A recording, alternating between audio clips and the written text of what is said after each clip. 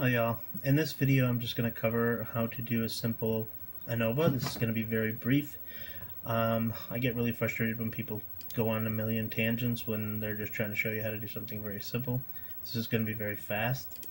So this is an imaginary dataset that I created. You got your IQ tests, you've got age, you've got visual memory scores of a visual memory test, verbal memory scores from a verbal memory test, and the patient's cognitive functioning status. And we have 3 levels here. We have 1 mild cognitively impaired, we have no cognitive impairment, and then we have cognitive impairment being the worst. Okay, so the way you do an ANOVA is we would go to compare the means, because that's what you're trying to do. You pick one way. There is a way to do two-way ANOVA. I won't get into the differences between one-way and two-way, because again, that's a tangent for now. You would pick MCI status, your cognitive functioning status, as your fixed factor, and you would just basically pick your 3 variables, which are visual memory, verbal memory, and IQ. So essentially this test is going to tell us if there's a statistically significant difference between the scores of all these tests based on the 3 levels. I'll explain that a little bit once we get the data. You want a post-hoc analyses because we do have 3 groups. I do LSD. You could do Tukey. Depending on what sort of analyses you're trying to do, you can kind of read a little bit about it and pick which one. LSD is the one most commonly used. You can go to options. We want the test of homogeneity of variance.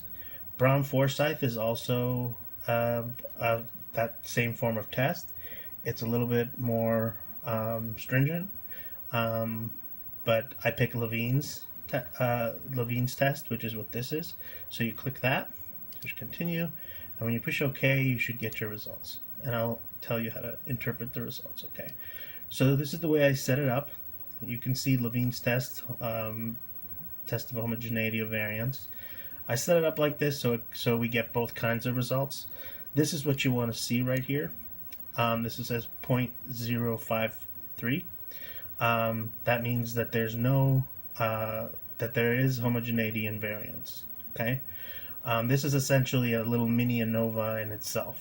Okay, I'm not going to get into the statistics of it, but basically you want this to be more than 0.05. In this first one, the visual memory test is more than 0.05 because it's 0.053. The other 2 are significant, which means there's not enough homogeneity of variance to meet parametric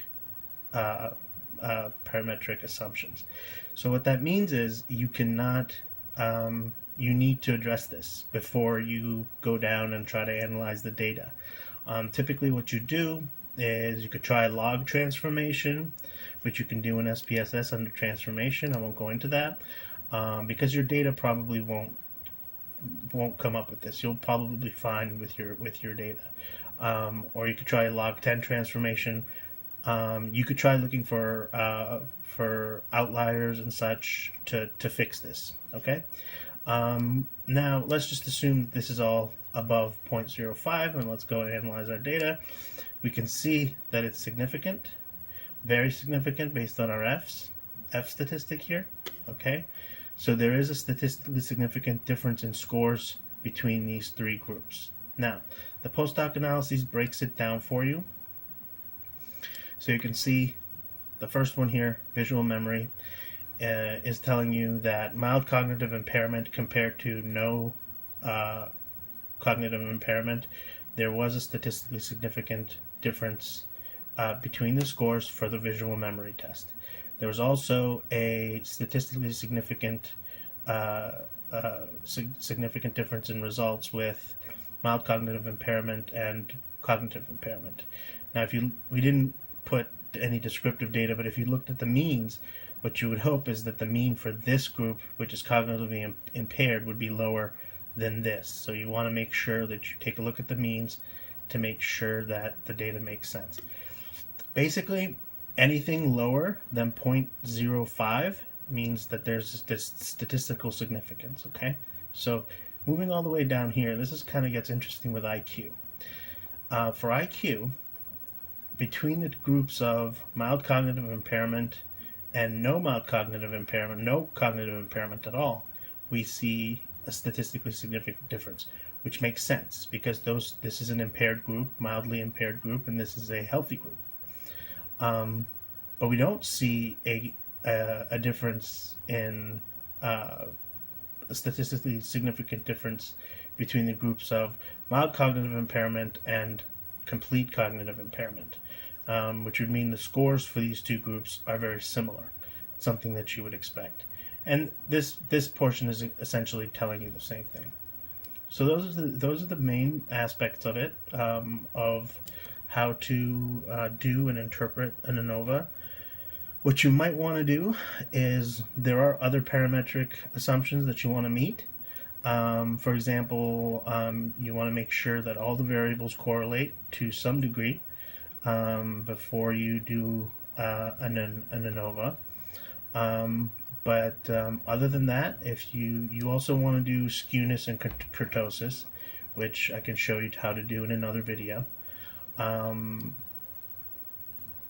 But this is the basics of it. These are the basics of how to do an ANOVA. And remember, here, for Levine's test, you want it to be higher than 0.05, okay? Because then that means there is homogeneity and variance.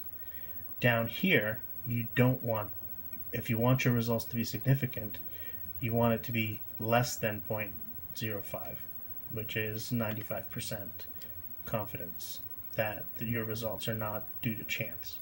Okay, so that's an ANOVA, and I'll probably be posting some videos on how to do some more sophisticated stuff and also some simpler stuff. Probably be posting stuff on Mankovas, ANOVAs, and ANCOVAs, which are the same thing as this, except you add controls. For example, for an ANCOVA on this, we could have controlled for age, because we did have the variable of age. I'll also show you how to do correlations in the future, and again, how to check for skewness and kurtosis. Okay?